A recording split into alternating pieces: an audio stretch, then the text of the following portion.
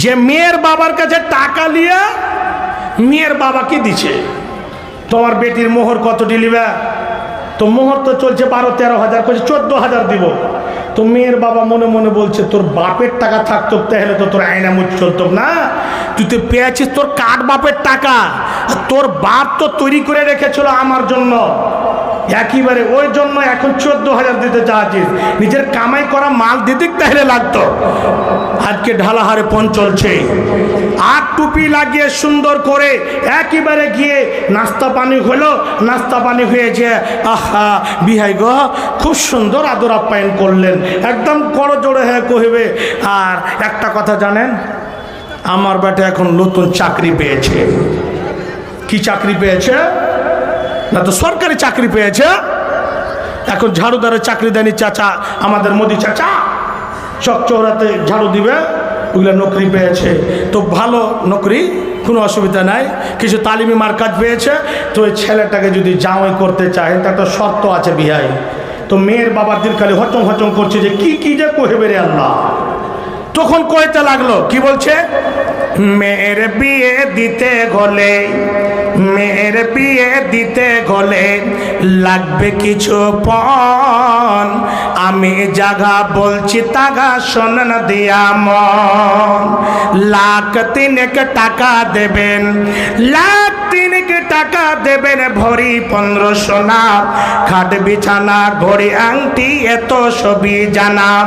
বিশেষ কিছু চাই নাই আমি, বিশেষ কিছু চাই নাই আমি, আপনার কথা ভেবে আপনার বিজ্ঞান ভীষণ জিনিস ফ্রিজ একটা নেবে, আলমারি যে দিবেন একটা সন্দেহ নাই তাতে, আশা করি টিভি দিবেন ছবি দেখতে রাতে। ডাকাতের মতো গেল, ডাকাতের মতো খাওয়া দাওয়া করে চোরের মতো করে বলতে লেগেছে, বিহাই আপনাকে এতগুলো সামান দিতে হবে। হে যুবক ভাই, এইরকম ভাবে টাকা নেওয়া করতে এইরকম দিকের ব্যাংক বাজারে বসে যাওয়া প্রয়োজন আছে, দিল্লির চৌরাহাতে বসে যাওয়া প্রয়োজন আছে। আর বসে গিয়ে বলবেন, ভাইরে আমি অসহায় মানুষ, আমাকে 10,000 টাকা দেন, আমাকে 10টা টাকা দেন, 5,000 টাকা দেন, আমি বিয়ে করতে পারি না, আমি এই জায়গা থেকে চেয়ে নিয়ে গিয়ে বিয়ে করব। তাও সে জায়গাটাতে বৈধরত কিছু কথা আছে। টাকা নিচ্ছে, নিয়ে চালু করছে, আর বাবা জীবনে বলল না। আল্লাহু আকবার, কত বড় দুঃখ গো। আর কেউ কেউ ফাইজলামু করে দোকানে ভাষণ মারছে, কি মালা সাহেব চাইনি আমার বাবা, আমিও চাইনি, খুশিতে দিয়েছে মেয়ের বাবা। মেয়ের বাবা খুশিতে দিয়েছে, আবার খুশিতে যদি দিয়েছে তা গাড়ি দেওয়ার 2 মাস লেট হয়েছে, তো মেয়েটাকে ধামাধাম মারছে। আর এটা বললো গাড়ির জন্য, তো মেয়েটা বলছে, হ্যাঁ গো তোমার পা টিপে দিচ্ছি, তোমাকে খেতে দিচ্ছি, তোমার খিদমত করছি, যত যা কিছু কলগেট বারাস সুইতে আছে বলছে কলগেট লিয়ায়, বারাস লিয়ায়, বলে হাঁকে ঢাইলে দে, তারপরে যদি প্রয়োজন কোনো কয়েকচিলে দে, আর ওখানে বিছানা চাকা চাকা একটু গরম পানি লিয়ায়, মুখ ধুবো, ওই সুইতে সুইতে ও চা খেলে। আর কেউ মুখ না ধোয়ার আগে চা খাচ্ছে, একটু যদি দেরি হয়ে যায় তার জুতো চাপল চালু হয়ে গেল। শেষের দিকে কেন মারছেন আমার মেয়েকে বলেন তো, গাড়ি খান দিতে দেরি হয়েছে তার লেগা, তো দেরি কেন হয়েছে এটা কহিতে হবে নাকি? বাপু হে দিয়ে দেবো, এই ভুট্টা কালো হয়ে যাক দিয়ে দেবো। তখন থেকে একটু ম্যারটা অল্প হয়েছে, তারপরে কার সামনে গল্প করছে, আর 1 মাস দেরি হইলে পরে আর পিঠকে মেরে মেরে 2 বিঘা জমি করব। এমন দাসা, এগুলো লোককে কি বলবেন? এরা কি জান্নাতে সার্টিফিকেট পেয়ে গেছে? কি বলবেন? এইরকম দালাল তৈরি হয়েছে দেশের মধ্যে, নিজের ছেলেকে একেবারে বিক্রি করার জন্য তৈরি হয়ে আছে। বাপজান আমার, শুনে রাখুন, আপনাকে দাম দিয়ে মেয়েটিকে কিনে নিয়ে আসতে হবে, তাহলে আদর পাবেন, আর মেয়েটি আপনাকে ছেড়েও যাবে না, জুদাও হবে না।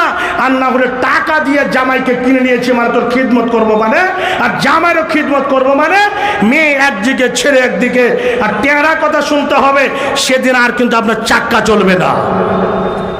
আপনি খরিদ করে নিয়ে আসেন, আর নিয়ে এসে এই মেয়েদেরকে জমি যে বললেন, নবীজি কি বলছেন, যুবতী বোন আপনাদেরকে খুব বড় অফার দিচ্ছি, শোনো। নবীজি বলেন, আদ-দুনিয়া কুল্লুহা মাতাউন ওয়া খায়রু মাতাইদ দুনিয়া আল মারাতুস সালিহাত। নবীজি বলেন পৃথিবীর বুকে জমি জায়গা এগুলো হচ্ছে সম্পদ। পৃথিবীর বুকে যতগুলো গাছ গুছারি আছে এই সমস্ত জিনিস হচ্ছে সম্পদ। পৃথিবীর বুকে যতগুলো মার্কেট রয়েছে, দোকান বাজার রয়েছে, এগুলো হচ্ছে সম্পদ। পৃথিবীর বুকে ট্রেন থেকে নিয়ে যানবাহন গাড়ি ঘোড়া যতগুলো জিনিস রয়েছে এগুলো হচ্ছে সম্পদ। সোনা চাঁদি টাকা পয়সা জমি জায়গা হীরা মণি মুক্তা এগুলো হচ্ছে সম্পদ। নবীজি এগুলো সম্পদকে মূল্যবান সম্পদ বলে ঘোষণা দেননি। হে যুবক ভাই, মূল্যবান সম্পদ কেমন করে হবে? আপনার বাড়িতে কেমন করে মূল্যবান সম্পদ পাবেন? কোনগুলো মূল্যবান সম্পদ, কেমন সম্পদ আপনি খুঁজে নিয়ে আসবেন? বিশ্ব নবী বলেন পৃথিবীর বুকে, সারা পৃথিবীর মধ্যে, আকাশের নিচে, জমিনের উপরে শুনে নাও, মূল্যবান সম্পদ হচ্ছে সতী নারী।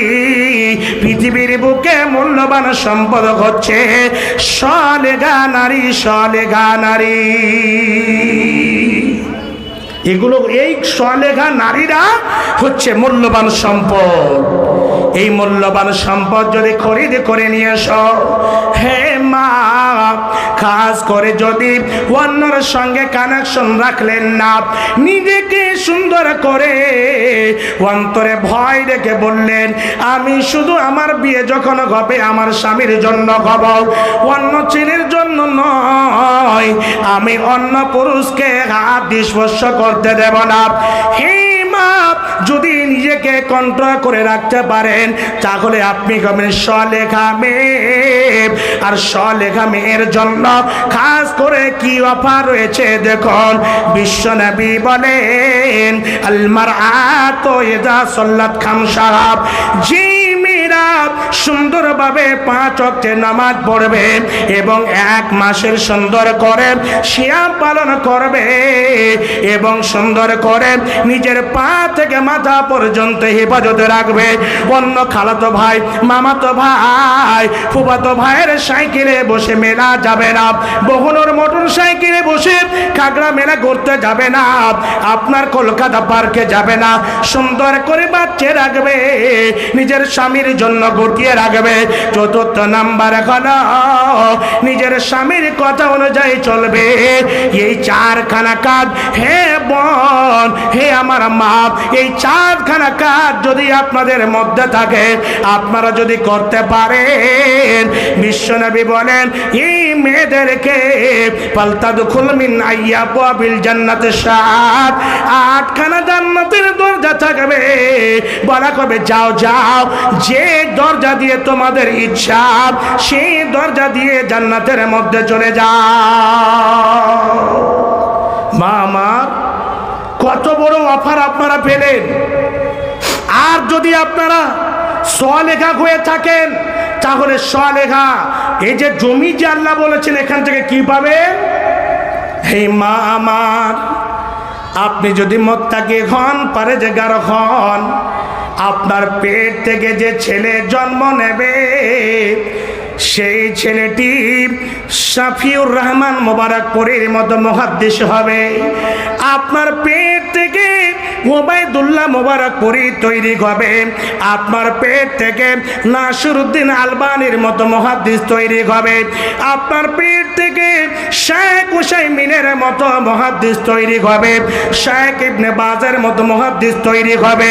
হে মা, আপনার পেট থেকে ইমাম বুখারীর মতো মুহাদ্দিস তৈরি হবে। হে মা, যতগুলো নবী রাসূল এসেছিলেন, যত বড় বড় মুহাদ্দিস দুনিয়া ছেড়ে চলে গেছেন, যত বড় বড় মুহাদ্দিস মুফাক্কির এসেছেন, তারা মার পেট থেকে এসেছেন, তারা মার পেট ছাড়া দুনিয়াতে আসেনি। কেমন মা হতে হবে? মা কেমন হবেন? মা কেমন হতে হবে? নিজেকে কেমন ভয় রাখবেন? হযরত ওমর রাদিয়াল্লাহু তাআলা আনহুর যুগে একজন মেয়ে করুণ কাহিনী নিজের দুঃখ প্রকাশ করছে আর আওয়াজ দিয়ে বলছে তাতা ওয়ালা খাজাল্লাইল ওয়াসওয়াদ জানে বহু। এইরকম ভাবে আল্লাহকে স্মরণ করে বলছে, আল্লাহ আজকে এমন ভাবে লম্বা রাত আর অন্ধকার রাত, এই রাতে আমার স্বামী বাড়িতে নাই। আমি যদি আল্লাহকে দেখে ভয় না রাখতাম, আমার ভয় যদি আল্লাহর ভয় যদি আমার অন্তরে না থাকতো, তাহলে একটা অন্য পুরুষকে ডেকে আমার জ্বলন্ত আগুনকে নিভিয়ে নিতাম।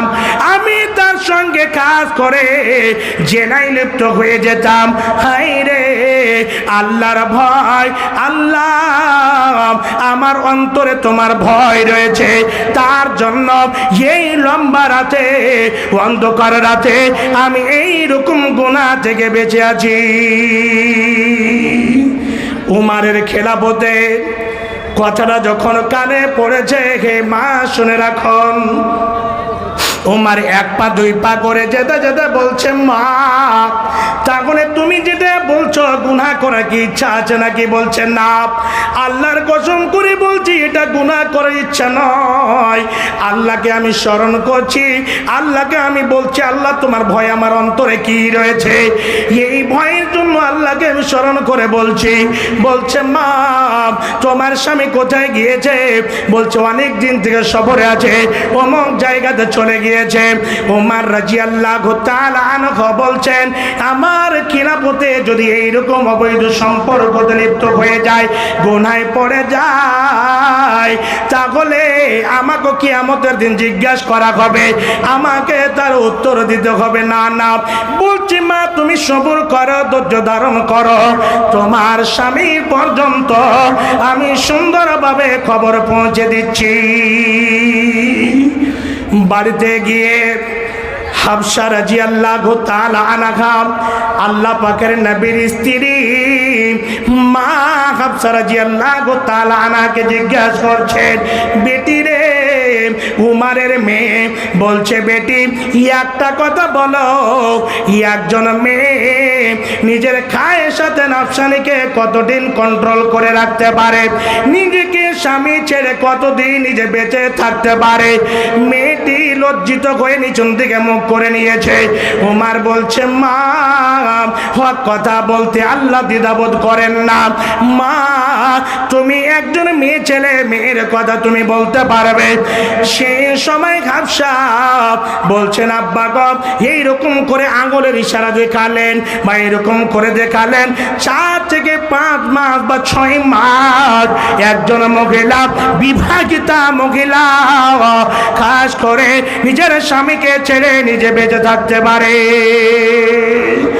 ওমর রাদিয়াল্লাহু তাআলা আনহু এইরকম ভাবে একজন ঘোষক কেটে বলছে, যাও তাড়াতাড়ি করে যাও, মুখ জায়গাতে খবর দিয়ে দাও, তাদেরকে বলে দাও আমিরুল মুমিনিন উমর রাদিয়াল্লাহু তাআলা আনহুর খবর, যাকে বলে দাও একজন যেন 4-5 মাসের বেশি, 6 মাসের বেশি নিজের ছেলে মেয়েকে, নিজের স্ত্রীকে ছেড়ে, বাড়ি ছেড়ে যেন বাইরে না থাকে। মা ভয়টা কেমন ছিল?